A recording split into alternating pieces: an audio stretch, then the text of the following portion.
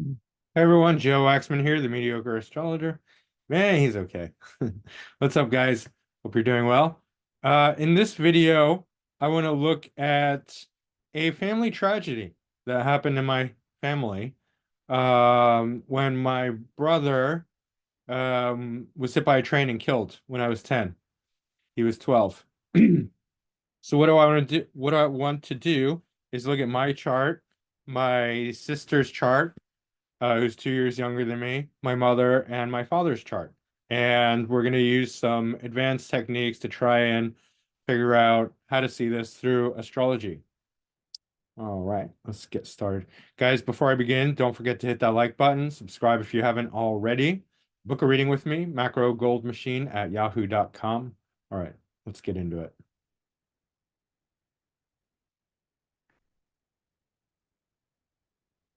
All right, here we have my chart. Uh, and one of the things that I've discovered recently, it's important to understand um the aspects really well because um let me explain something that I've recently come to understand much more deeply or intimately is that a birth chart is a snapshot in time, right? And what we're not seeing when we're looking at a birth chart is what happened before and what happened after, if we don't really know how to look at it. And it's sort of like, if you can imagine somebody it like jumps in midair and then we take a photograph and we see them in midair. Uh we don't really, if we only look at the photograph, we may not understand what happened preceding to that snapshot of them being in midair. Like what were the events that took place? Was it like they just jumped in the air and or what? We don't know. Like maybe there were other people involved, some difficult situations, dangerous situations, something happened. Maybe there was a scare or something like that. We don't really know what happened. If we look forward, often what we do in astrology is we do the secondary progress chart. We look forward and we're very forward looking and we say, okay, this is going to happen, that's going to happen, that's going to happen. But we don't often look to the past and see what came before that preceded these events. It's very relevant in my chart. And let me show you why. Now, recently I made a video about the last lunation, lunar cycle that you were born under, which has an influence, right? Because what's happening is when there's a new cycle, sun and moon are a great one. They cast a ripple effect, right? Like a vibration, like a bell ring, dong. And that energy, that vibration, it carries the sign and house placement and aspects into the tone, if you will. The tone will change depending on sign, house, aspects, and all of that. So we're carrying a certain tone with us when we're born that came from before, based on the different conjunctions and aspects and whatnot, right? So when we go back, um, see here you can see the last lunar cycle was at roughly 7 degrees. I'm not going to make it exact, but you can see 7 degrees Gemini with Venus there. And so Venus is there anyway. Um, Mercury's exactly still, right? We already talked about that. But Saturn is in Cancer. And so what happens when we go further back?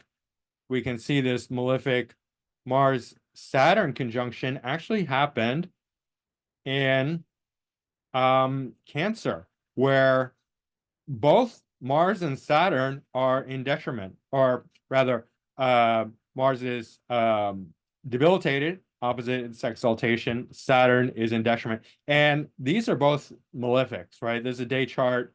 Mars is the out of sect malefic. It's also my ascendant lord, my sixth house lord. Saturn is my third and fourth house lord.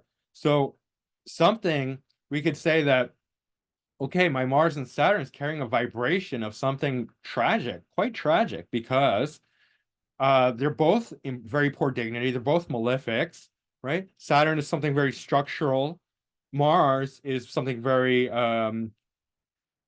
energetic, right? Mars, in this case, it literally represents a train. a train and third house lord, my brother, right? Um, that energy vibration was there, and we wouldn't know it if we didn't look back in time, or we couldn't, think about that, because it changes signs. So it's something very significant, very dramatic, and very malefic that happened in my past, and that's still carrying over that quality. It is a past incident, and when we look at some of the other charts, I'm going to show you the difference. I'm going to spoil it for you because there's more interesting stuff coming up. But furthermore, um, yeah, I mean, this could also point to like even way back when in my family history, because it is the fourth Lord, that my mother was born in a British prison camp, right, in poverty, in Cyprus, and my grandparents were escaping the Holocaust, the Nazis in Hungary, right? They survived. Um, my grandfather was an orphan, so he didn't really have any family. My grandmother lost a lot of relatives, including her parents and siblings, right? So there is this tragic energy quality that came from my past. It's ninth house, so having to do with foreign things, uh, train travel, right? Third house, fourth house, family, siblings, myself, sixth house, conflict, right? Ninth house, ninth house cancers, very like spirit, like deeply spiritual or heartfelt, right? Something like so like existentially painful, right? um so that was something that I was carrying forward into my birth. And so when aspects are separating, usually we get the whiff of them, and these events will happen early on in our life, right? uh so yeah, so it's important to understand like any separating aspects, where did they perfect, right? We can look forward when aspects are applying, we know how to look forward and say, okay, that's going to happen at some point in your life. But it's also really, really important to look at separating aspects that are still in play, because obviously like we could go back and like, oh, when did Mars conjunct Pluto, right? Or but that's not relevant, right? Um, it's going to be way too far in the past. But the relevant ones, Mars and Saturn are both in Leo natally, and they're separating. So when did they exact their conjunction, right? And that's significant because they're first class malefics, right? Um, and we could look to perhaps other ones, Saturn, Jupiter, but it's not going to be as relevant, right? It's not going to be as significant because, I mean, Jupiter is a benefic, so Jupiter and a superior square to Saturn isn't going to be as nearly as bad, right? What else? As far as my aspects, I mean, that's pretty much. What's interesting is that Venus and Jupiter are conjunct the South Node at this point. So, um, there that is a benefic. I mean, Venus is in dignity, Venus is in domicile, Jupiter is the great benefic, South Node. Shows something from the past, right? So there's some element here of beneficence, like from others, right? And we can also see that with the love and support that did happen after my brother died. We received an enormous amount of support from other people, right? Tremendous. Like we just got like a whole like big stack of letters, and everyone, people we didn't know, just everyone was pouring love and support onto our family at that time. Um, but let's look at the actual event. Yeah. Um, the date of the event. We'll look at the transits, and I just have it on paste. This is the time. It happened March 23rd, 1987, and we're at March 27th, so 5 days ago. So maybe that's why it's on my mind. It's pretty much just past the anniversary. Now, these are the transits for that time. But what's interesting, what we can see here is, let's see, Saturn, Mars in conjunct, right? 21, 21, right? Yeah, so Saturn is my third lord, and it's conjuncting actually Uranus, applying to a conjunction with Uranus. So we know something potentially accidental or dangerous can happen, right?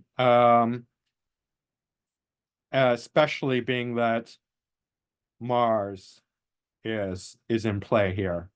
Um, Mars is not in good dignity in Taurus, opposite its domicile in Scorpio, right? And then Saturn and Uranus are in neutral dignity here. But this is a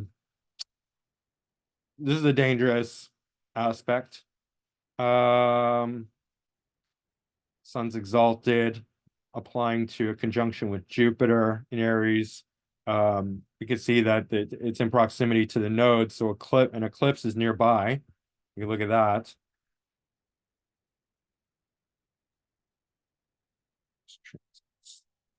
We can see that in 5 days there will be a solar eclipse. So right before at 8 degrees Aries. So right before a solar eclipse. The energy of an eclipse extends on both sides. And the reason why that is, it's not just like after it happens. It's because like if you see like a car crash before it happens, you know it's like an inevitability, right? And this is like a dramatic example. Eclipse is not necessarily a car crash, but like if you see one car headed towards another car, even before it happens, you're like, oh, right? Like you're already getting that energy. So even applying aspects when they're dangerous are already dangerous when they haven't happened, before they've happened. We do see Pluto square, on my in my first house, activating this Uranus. It's already passed, but it's starting to approach a square to my natal Mars, right? It's not quite there yet. But let's take this date, and then Chiron is over my sun. Um, what else? Moon's in Capricorn in my third house, siblings. Neptune on my third cusp, basically. Loss. Right?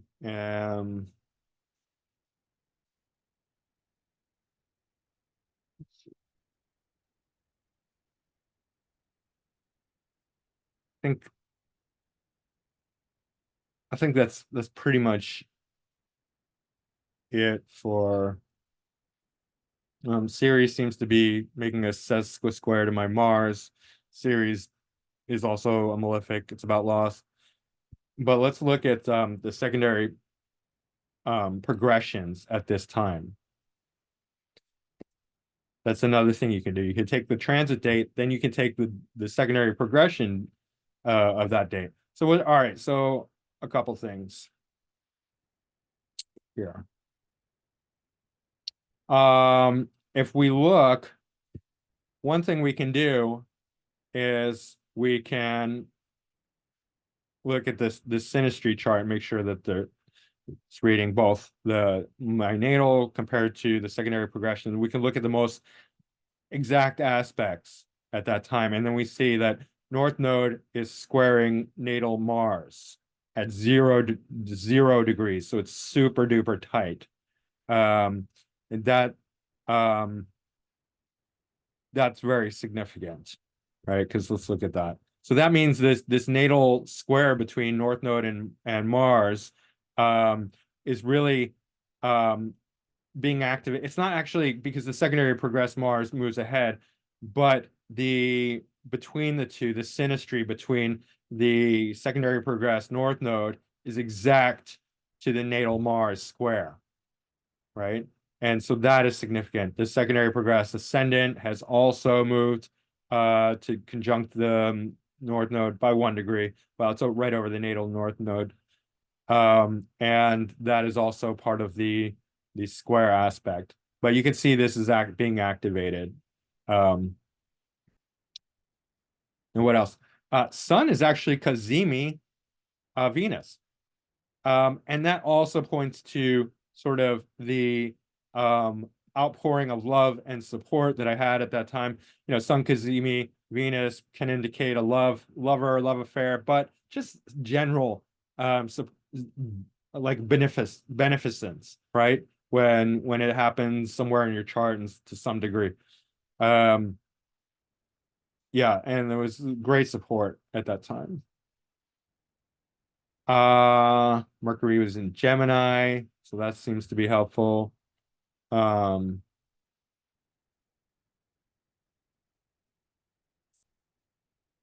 let's see what else.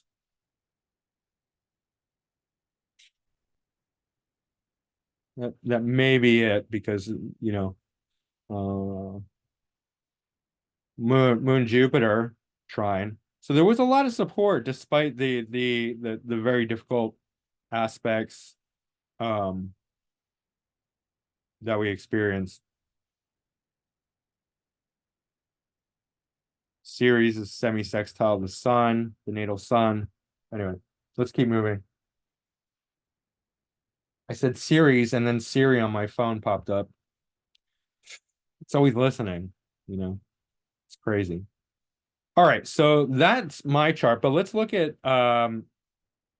let's let's look at my sister's chart for contrast because it's a little bit different with her, but it points to our experience of the event and how it affected us psychologically. And this is really important to understand because we're 2 years apart, but we have different charts, we have some similarities, and um, and it's going to influence us differently. First of all, okay, what's really interesting, what's similar about Naomi and I, we both, even though we're 2 years apart, we both have Mars and Saturn in Leo. She has Moon in Leo. It's nighttime chart. Moon's her out of sec malefic. It's eighth house.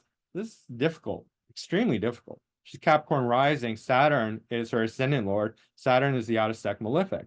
Her Moon, which is her right, her luminary of sect, right? Being a night chart, being is not sandwiched in between, but it's applying to a conjunction with Mars and Saturn. So that's dangerous. So we don't need to look in the past for this one because this one's applying. There's nothing happening in the past. Also, Mars is exactly square to the degree to the arc minute Uranus and Scorpio, 11th house. 11th house here can deal with older siblings, right?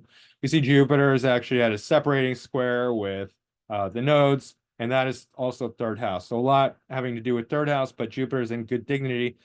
She has a lot of siblings. We both do. But half siblings, right? My father remarried and had more kids, and he had a son before me as well. He had 12 kids. Two died, my father. But yeah, we can see sun square moon or applying to a square. In with a mixed reception, in fact, because sun rules Leo, moon is exalted in Taurus, but she's stubborn as can be if you can't tell. And ridiculous with the pride and the I mean, we clash. Mine's better because my ascendant Lord Mars is conjunct the MC in Leo, where it's neutral dignity. Her ascendant Lord is Saturn, and that's the out of sec malefic. It's in the eighth house, and it's opposite domicile. It's in detriment, and it's conjunct Mars. So and it's applying. So we can see with Naomi, her issues are going to happen in the future, right? Her most difficult points are going to come up at some point in her life because Mars conjunct Saturn in Leo, whereas mine was in the past in Cancer. And yes, very difficult in Cancer, but also for her because her out of sec malefic, it's in the eighth, it's a little different. It's in Leo where Mars is better, but it's still Mars conjunct Saturn. Saturn is the out of sec malefic night chart, and it's her ascendant lord, and it's her second house lord. So finances, self-esteem, security, that sort of thing. Uh, yeah. Saturn is also in conjunct Ceres. That's a malefic Ceres, right? Ceres does deal with loss. Ceres loses her child and they'll gets it back. But so what this means is that like sort of the way it affected me, I was a little bit older. when it happened, I was devastated. Naomi was a little bit too young to really take it in. So that event took time for Naomi to process and deal with. So it's almost like it was in the future for Naomi. For me, it was in the past. It got to me right away, and it was deeply traumatizing. Took many years, decades, in fact, to get over. But for Naomi, it's probably going to be a long-term process, right? Of integrating it and dealing with it and processing it. And I mean, I already know that that's the case. That is true. I'm not going to get into her personally, but trust me, it's the case. Um, we do see a Venus Jupiter conjunction in the seventh house, similar to mine in Taurus, which is amazing because yeah, at the same time, um, this is future for her. You can see Venus applying to Jupiter. So for her, that support is going to come in the future.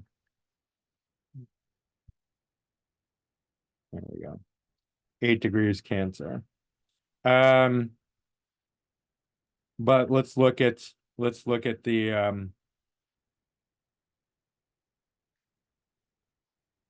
the event. All right.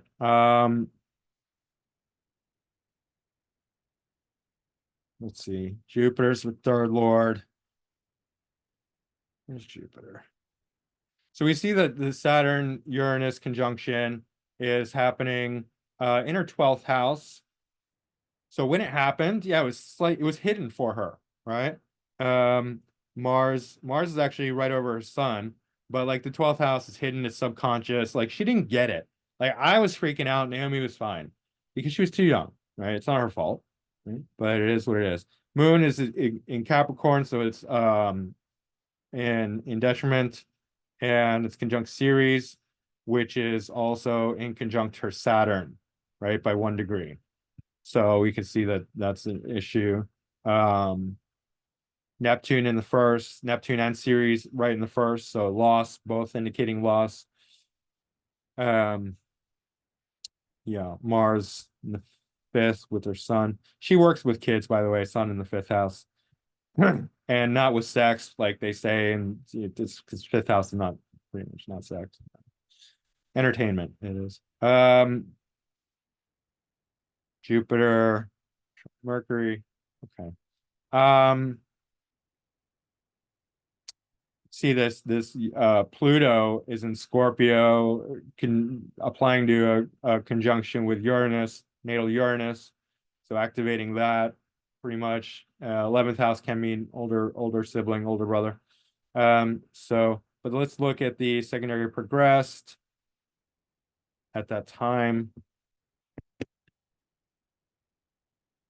Okay, so we're seeing that Mars is still applying to a conjunction with Saturn. A lot of seventh house support with Jupiter and Venus. Venus would be her main benefic. It's the nighttime chart. Right. And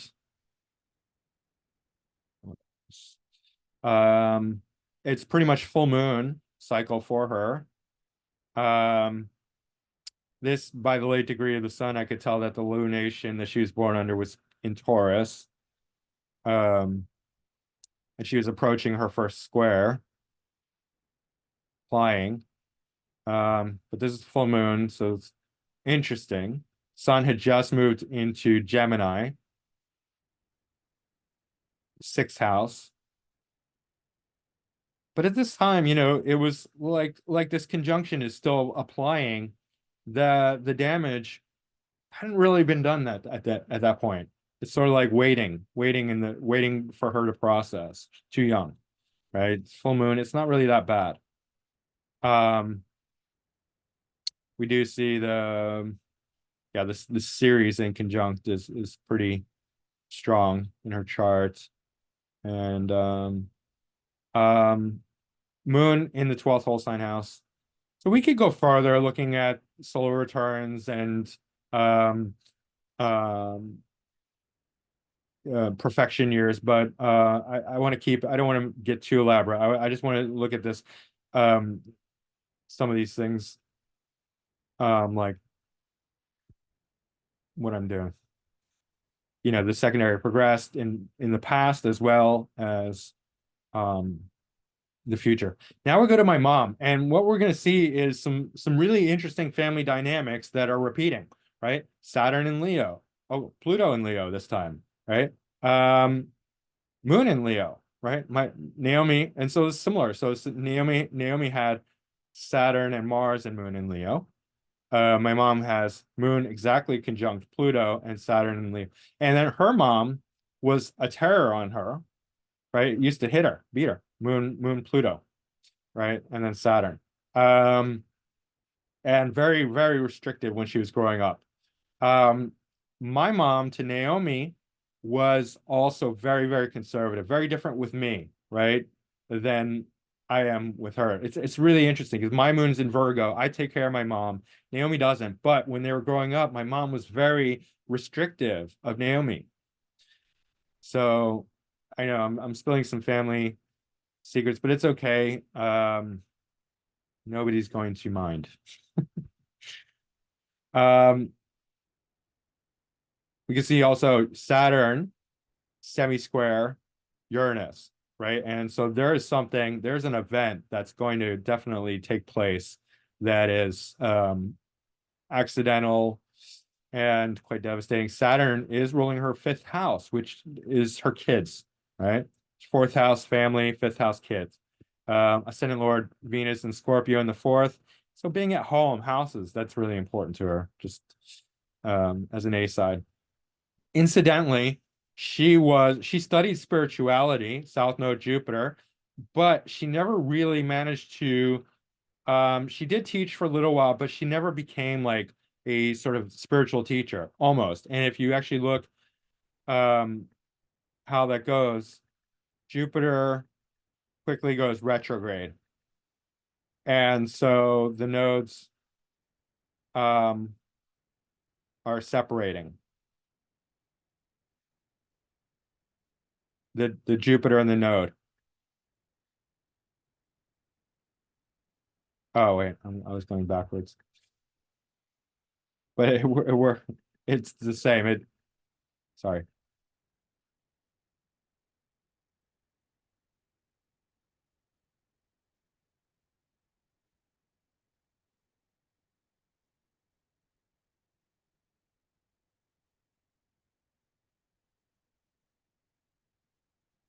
So yeah, they don't really meet up for quite a while because Jupiter's going retrograde, even though the node is moving retrograde. So anyway, sorry. So she was almost a teacher. You could see that South Node, Jupiter, but never really quite. And then Jupiter, dispositing South Node. So deeply into spirituality, but never quite made it as a like teacher as a profession. She was like for a little while, right? But wait, let's see. Um, these aspects are that's applying, but they're so slow that we don't really see them come together, Saturn and Pluto, right? Not in her life. Um, let's see, where's the moon's in Leo. Um, last lunation would be, I think Pisces, or is it Aquarius? Okay. It's essentially 2 degrees Pisces, or 2 degrees Pisces. Okay, so she's very, very Piscean. Um, deeply spiritual, and sixth house orientation, like excellent cook, right? Excellent homemaker, mundane stuff, daily grind, um, all of that. But let's look at um transits, the transits at the time where my brother died.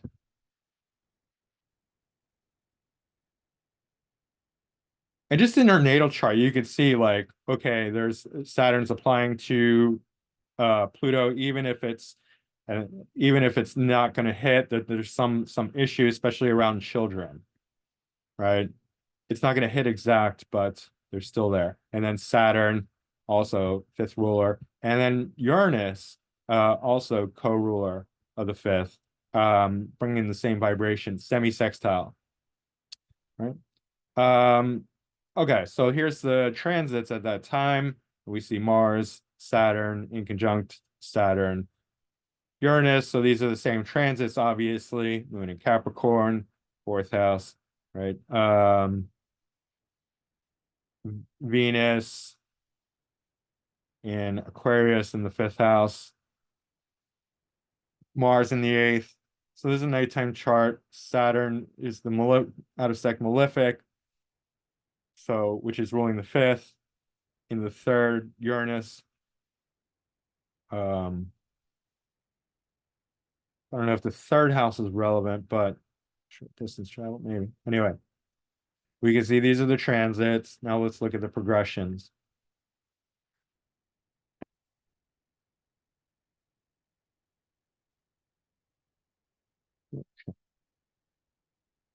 Saturn and Pluto are the same. Moon. Okay, so moon square sun, sun square moon. It's 1 degree over, but still, moon's in the fourth, and it's in detriment. It's in Capricorn, right? Well, sun is exalted in Aries, but moon is in the superior square to sun. So this usually represents a crisis, the squares to the sun, the initial one, and then the closing one. Um, this lunation, I measured it, was we go back, but it happened at 1 degree Aries.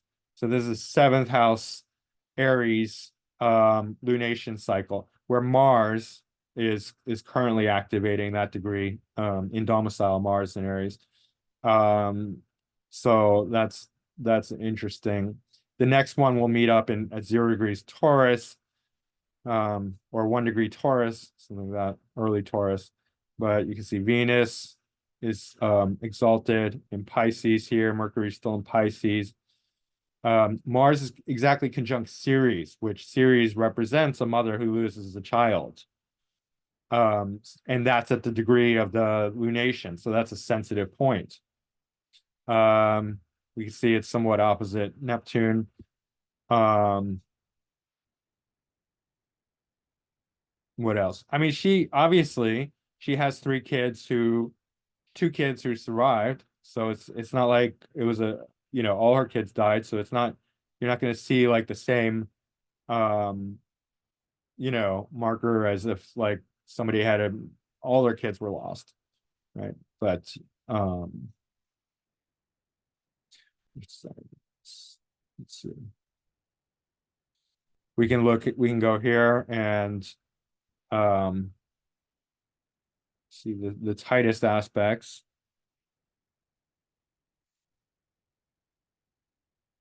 Sun triseptile Neptune applying. Well, Neptune does represent loss. I don't usually look at triseptiles, but maybe something like that. Or I don't usually consider it's I mean, septiles are not a major aspect. Let's just put it that way.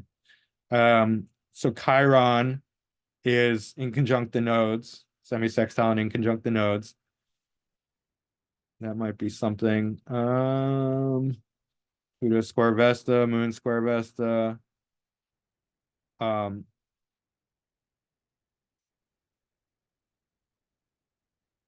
yeah, I mean Moon Pluto in both. Anyway, it doesn't seem like, let's see anything else.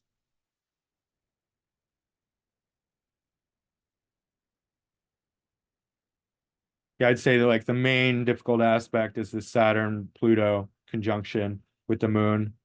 It's a nighttime chart. She's a woman, so this is very malefic. Her moon's very deeply afflicted, right? And so we know there's issues. We know that there's issues. Moon's ruling the MC, so something public or career, very difficult. I mean, it dominated this difficulty dominated her life. It was one of the, losing a child is incredibly um devastating, right? Um, so yeah, with her, so you don't really need to go back in time with her. It happened in the middle of her life, and it was life defining, right? For me, it happened when I was young, and it's something that I can get over. For Naomi, it's something that she's going to take a long time to process because she was too young, right? So you can see how it's affecting different people differently. And then lastly, let's look at my father. Um,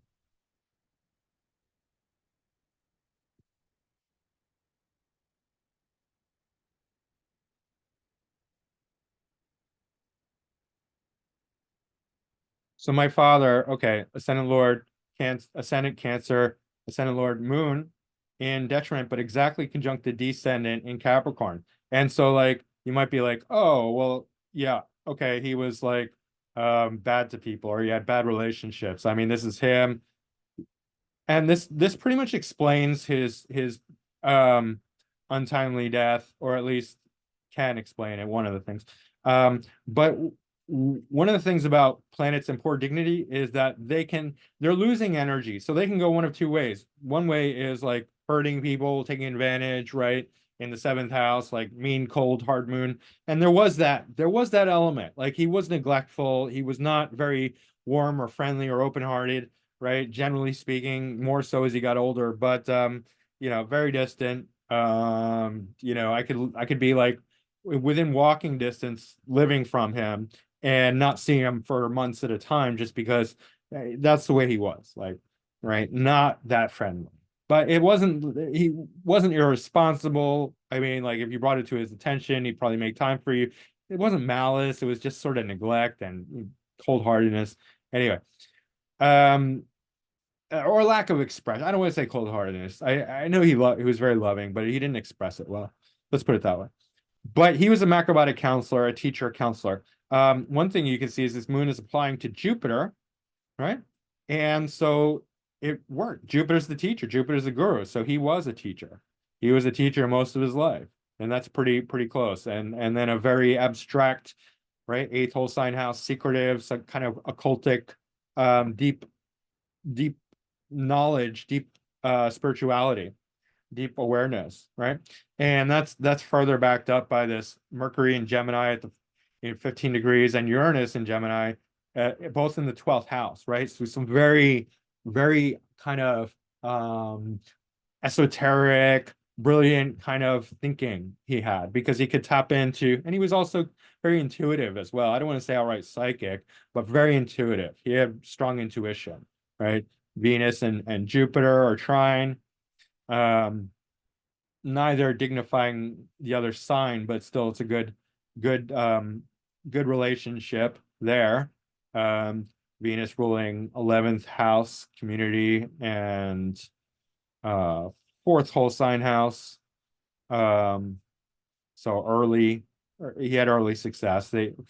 So that's interesting. He started a store, he's seen health food store when he was 19, fourth house, Venus, Jupiter. And Venus, Essene was the first health food store in Philadelphia. It still exists. Koreans own it now, but his brother was his partner, Venus and Gemini, right? And they they made it successful, and his brother Howard took it over early on, pretty much made it really successful, then sold it. He bought out my father first somewhere along the way. Um, yeah. Um, let's see. Now here we can go into the past to look at some things because um, let's see this Mars Sun conjunction, which could be really interesting. You think it might be in Aries, you might be wrong. Incidentally, my father and I, like, we'll always see, so Saturn and Leo, all four of us have that signature. right? And he has a strong Leo signature as well. So, but not only that, my father and I have um, reversed Mercury and Sun. So my Sun is at 15 degrees Gemini, my Mercury is at 25 degrees Taurus, right? And this is the fixed star Algol, um, which it's not automatically malefic. But so look at this. So the Sun Mars conjunction, along with the exalted Venus, happens in Pisces, right at the degree of his MC. He was very career oriented. We can also see that with North Node in Aries in the 10th whole sign house.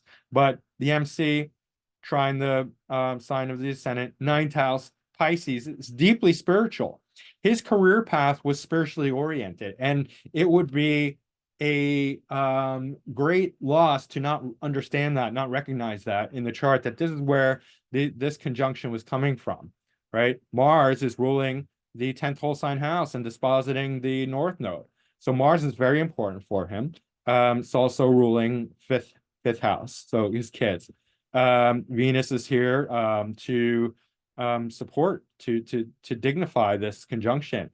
I mean, essentially, he was deeply involved in spirituality. That was his whole, the core essence of his career path, which was teaching about macrobiotics, health, spirituality, energy, understanding. And in order to fully understand that, you'd have to know the full depths of macrobiotic teachings. But it is very spiritually oriented, right? We do see it's exposited by Jupiter and Capricorn, which in the seventh. So, there's some perhaps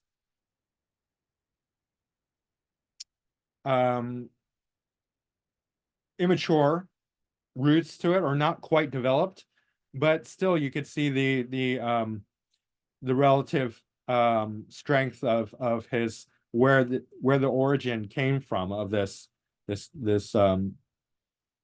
conjunction. It's resonating.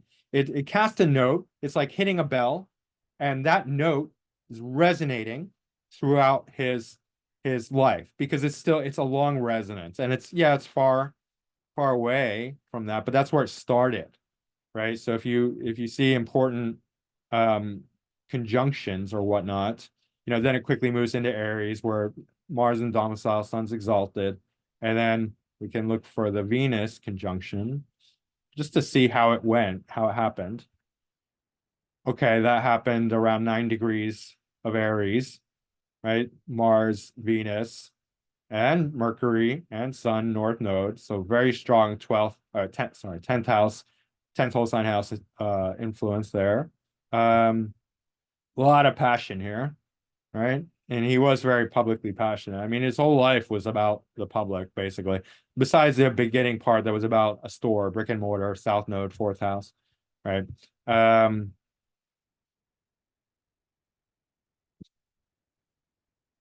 Then Venus meets up with the Sun.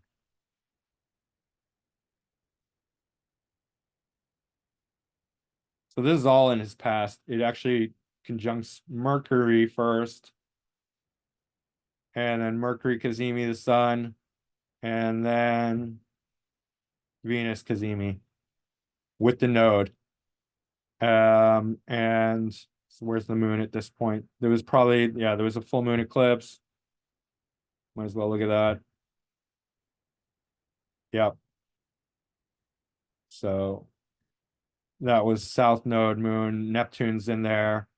North Node Sun, Mercury Cazimi, um, Venus almost Cazimi, Mars in Aries a little further away. So lot of activity in the 10th house. Especially early on, because this was before. So it's sort of like the resonance of that. All right, let's look at before I do that. Let's see. We can see that the Ceres is conjunct Pluto, and then passes over Pluto somewhere in the past. And when he was born, it was separating. Ceres conjunct moving towards a conjunction with Saturn.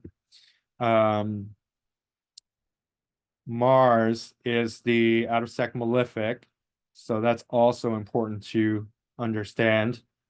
Mars in detriment, 11th house. So problems with groups, networks, communities. He did have conflict with the community, various communities that he was in, or the community, which would be the macrobiotic community. But and Mars is applying to a square with Pluto. So that would have gone exact at some point in his life.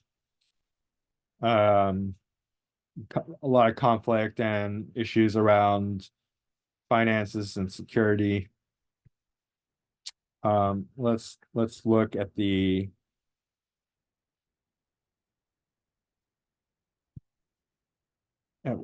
time when my brother died.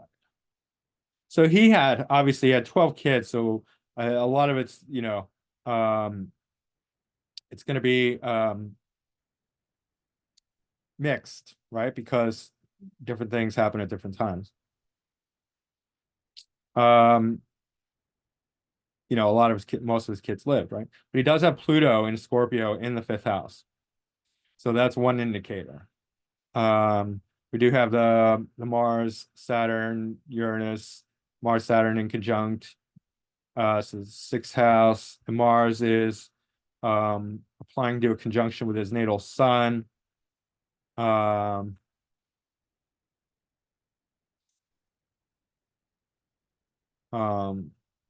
else? Yeah, Pluto in the 5th house is a major one in Scorpio. That time.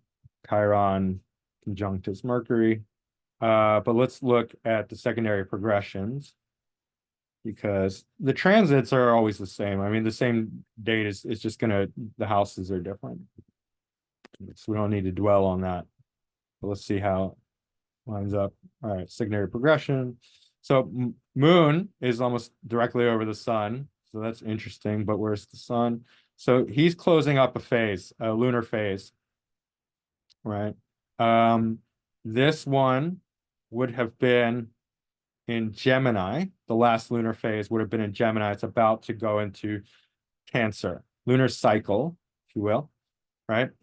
The last new moon would have been in Gemini, so 12th house. He's closing up a 12th house cycle. So when we're closing a cycle, we can often have some difficult times as well, representing the hardest parts of that cycle energy, which is 12th house, right? About to go into a first whole sign house cycle. But Uranus also changed signs here. Uranus being tied to the 8th house, 8th co-ruler of the 8th, right? But it moves into Cancer. It moves from the 12th into the 1st. So that's influencing him in a very shocking, sudden way. And then Sun also activating that, Sun Uranus in the first whole sign house. Mars is conjunct Mercury in Gemini. Moon applying to a conjunction with Mars. Mars is the 5th ruler. Let's see here. Mercury is the 4th, so family. 4th and 3rd, and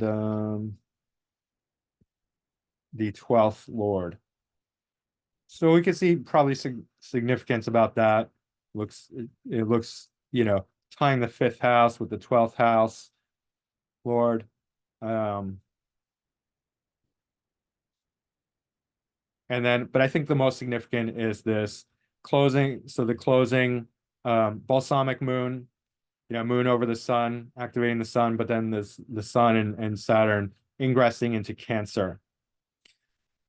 Something very sad or emotional triggered, but also personal.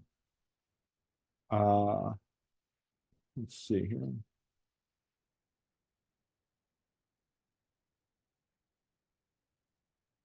This Mars is in conjunct Neptune. Neptune's in the 4th, right? And that's both natal and in the secondary progressed. So that does indicate some perhaps loss in the family, especially when it's tied to the south node, right? So that as well would be significant. And that's applying. right? So at some point there's a family loss. It doesn't even have to go exact. It's just because the energy is increasing. So at any point it could be triggered by different things. Um, ruled by Venus, Mars conjunct or past conjunction to natal Venus, but Venus right on the ascendant conjunct secondary progressed ascendant conjunct Pluto. That's going to be very significant, right? And just as an A side, when he died, his last lunation cycle was in Leo. And this is how I figured it out. Not one of This is one of the things that he started to become really obsessed with money, and so he wasn't always like that because lunation cycle in the 12th house, spiritual first house, it's just about him and being a teacher, caretaker, leader, Cancer moon or Cancer ascendant, right? Only when he got to the second house did he really become obsessed with money. And he's got this Pluto here and natal Saturn as well as Ceres. And so, yeah, and Leo. So, like the pride, the obsession, the security. So, that's interesting. So, he had the lunation cycle. That's really indicative of somebody's a 30-year period where wherever that lunation is. That's why it's so important to understand the lunation before you are born, because that's going to describe, that's a signature for your whole life, right? Whether it's in the sign of your sun or if it's in a previous sign. And also, that's why I made that whole video. Also, it can signify some that shift between that previous sign and then the sun moving into the new sign can show a huge shift. But anyway, it's important to understand where the last lunation was.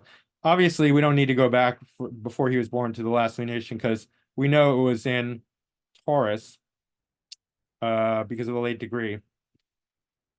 However, I just want to look at that. Let's look at that. We can look at the full moon too, um, as another indication of some kind of energy that we're bringing in. So moon in Scorpio would be the full moon. That but Venus is that's interesting. So Venus is in Gemini, separating from the sun, but Gemini, Taurus, sorry. Um, but it's signifying it, right? Venus is in domicile. But Moon in Scorpio in the fifth house. So that's interesting. Moon's important dignity. Moon's in Scorpio, opposite its exaltation. But Moon applying its aspect to the Taurus also dignifies the Sun, Venus, Mars, right? At that time. But let's see where the new moon was. Oops. We see it's in Taurus. So about 7 degrees of Taurus. But Venus is there. So, I mean, that's quite good. So Venus is there. I mean, Venus gets combust, but Venus is in domicile as well. It is a day chart, so Jupiter would be more significant. And Jupiter is square, but it's separating. So that's interesting. Mars was in Aries, pretty much conjunct the North Node. That's huge for career motivations and whatnot, working towards the career. Mars in domicile conjunct the North Node, very powerful, right? And he was relentless in his career pursuits. I mean, he was more interested in working hard and you know being successful than anything else, or at least that's the way it seemed. What else can we see from this? Get the trine to the second house. Nothing's exact here, but pretty close. But that's the same as, what am I saying? Trine, square. I'm sorry. square. Um, yeah. Mars is trying Saturn. All right. So yeah, that's pretty much it. Main thing is like, yeah, secondary progressions are the same as just like looking at the transits, a week, 2 weeks, a month before a person was born. Like we have to go backwards, we have to go forwards, we have to see the whole picture, the whole action, because it's a story, it's a dramatic story, it's a dramatic celestial story in the sky, in the clouds. I would show you my brother's chart, but it's not a time chart, so it's difficult to actually. Let me just pull that up. Why not? Since we're doing that. It's not timed, right? We don't know what time he was born, but we can see also Mars and Leo. So all three of my siblings have Mars and Leo. Me, Hiram, Naomi. Um, Hiram was born at the anaretic degree of Gemini. Mind you, this is the summer solstice, so it's the height of energy. He was born near an eclipse. You can see that. Let's see when the last lunation was. Um, it's pretty much a new moon, right? Moon in Cancer. But yeah, that happened in Gemini, obviously. So he's a Gemini lunation. Let's get it exact just to be sure, just to be accurate.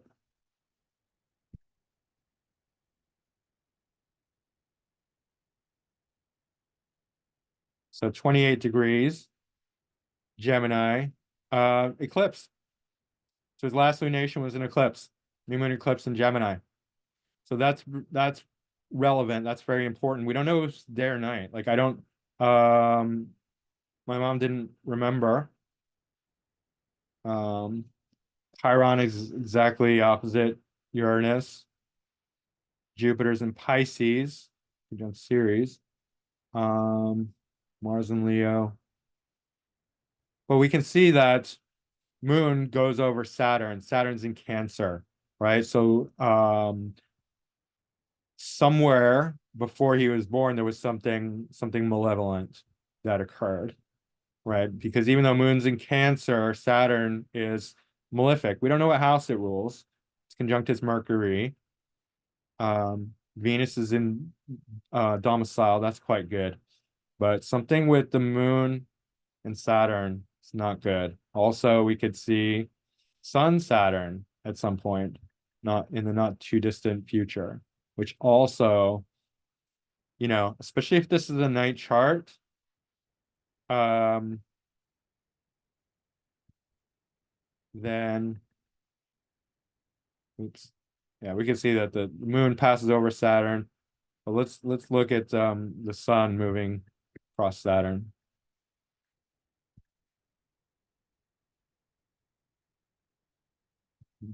Um, so Mercury's directly involved in that. 8 degrees Cancer. Moon's in Scorpio at this point.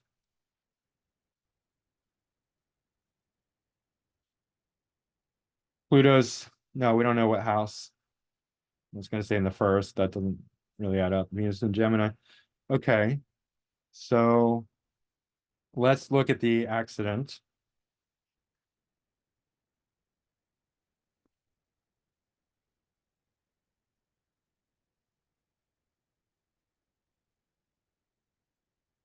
Um, so we see it's actually the Saturn Uranus is pretty close to its north node, right? Chiron conjunct the south node by 3 degrees. Mars conjunct Venus by 3 degrees. And this would make a lot more sense if obviously if we knew the rising. Um, Pluto, trine Saturn and Mercury. Let's look at the secondary progress chart. See if there's something more interesting there. Okay. Moon in Capricorn. Um, directly opposite. So it's full moon, secondary progressed full moon, pretty much. Moon directly opposite Saturn and Uranus natal, as well as secondary progressed. I'm sorry, yeah, Mercury, moon also by 10 degrees, sun. So secondary progressed moon is opposite a whole bunch of influences. Mercury, Saturn, sun, moon.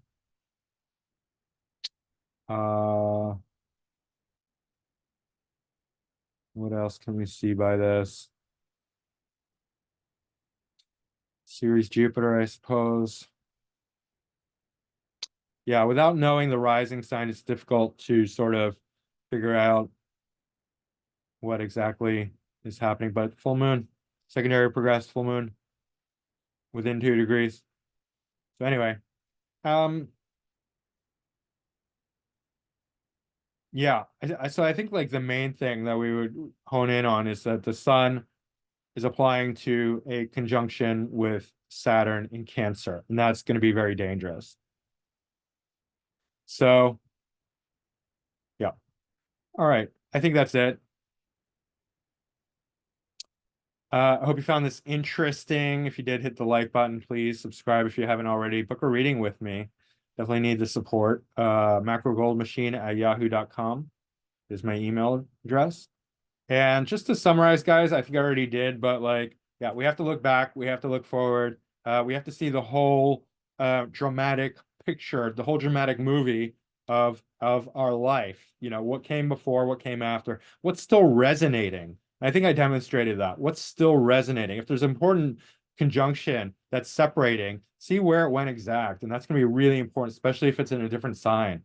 That's going to, because you're bringing that energy, whether it's the lunation or a conjunction between, you know, Mars and Saturn, or Saturn and Pluto, Mars and Pluto, something like that, or a square in conjunct, anything like that. Check those out because those are going to be significant, right? They're going to carry energy forward into your life, right? It may have already happened, but you're still going to be resonating, buzzing with that influence. And so I think I demonstrated that pretty well in these charts. So guys, mediocre astrologer signing off. Man, he's okay. And that's it, guys. Take a victory laugh, win before you win, laugh it off, all that good stuff. Hit that like button for me if you can. And thanks. I'll see you again soon. Bye.